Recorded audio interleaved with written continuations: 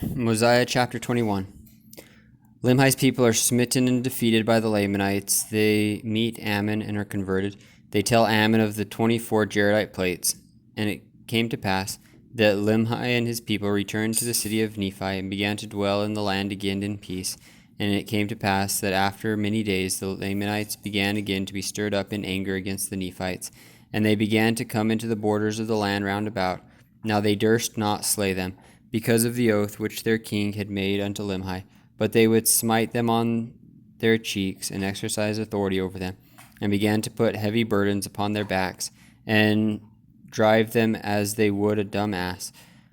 Yea, all this was done that the word of the Lord might be fulfilled. And now the afflictions of the Nephites were great, and there was no way that they could deliver themselves out of their hands, for the Lamanites had surrounded them on every side. And it came to pass that the people began to murmur with the king because of their afflictions, and they began to be desirous to go against them to battle. And they did afflict the king sorely with their complaints. Therefore he granted unto them that they should do according to their desires. And they gathered themselves together again, and put on their armor, and went forth against the Lamanites, to drive them out of their land.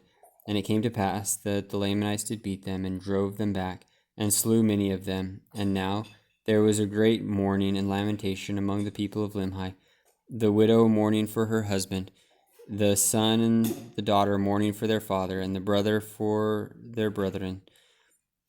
Now there were a great many widows in the land, and they did cry mightily from day to day, for a great fear of the Lamanites had come upon them. And it came to pass that their continual cries did stir up the remainder of the people of Limhi to anger against the Lamanites. And they went again to battle, but they were driven back again, suffering much loss. Yea, they went again even the third time, and suffered in the like manner. And those that were not slain returned again to the city of Nephi. And they did humble themselves even to the dust, subjecting themselves to the yoke of bondage, submitting themselves to be smitten, and to be driven to and fro, and burdened according to the desires of their enemies. And they did humble themselves even in the depths of humility, and they did cry mightily to God. Yea, even all the day long did they cry unto their God, that he would deliver them out of their hands, their afflictions. And now the Lord was slow to hear their cries because of their iniquities. Nevertheless, the Lord did hear their cries, and began to soften the hearts of the Lamanites, that they began to ease their burdens. Yet the Lord did not see fit to deliver them out of bondage. And it came to pass that they began to prosper by degrees in the land, and began to raise grain more abundantly, in flocks and herds, that they did not suffer with hunger. Now there was a great number of women, more than there was of men. Therefore King Limhi commanded that every man should impart to the support of the widows and their children, that they might not perish with hunger. And this they did because of the greatness of their number that had been slain. Now the people of Limhi kept together in a body, as much as it was possible, and secured their grain and their flocks. And the king himself did not trust his person without the walls of the city, unless he took his guards with him, fearing that he might by some means fall into the hands of the Lamanites.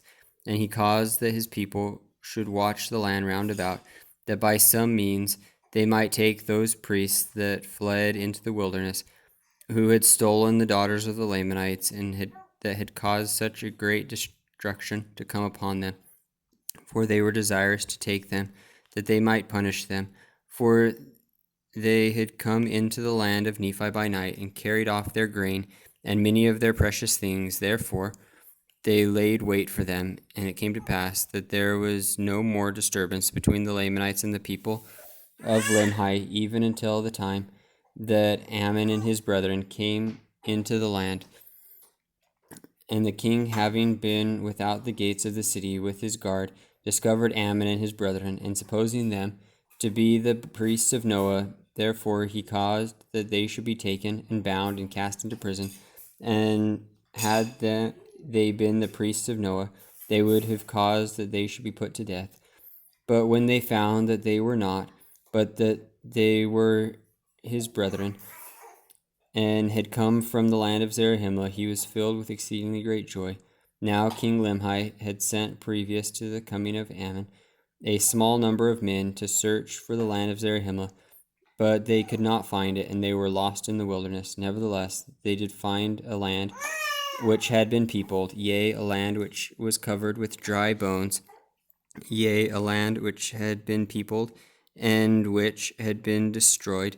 And they, having supposed it to be the land of Zarahemla, returned to the land of Nephi, having arrived in the borders of the land not many days before the coming of Aaron. And they brought a record with them, even a record of the people whose bones they had found, and it was engraven on plates of ore.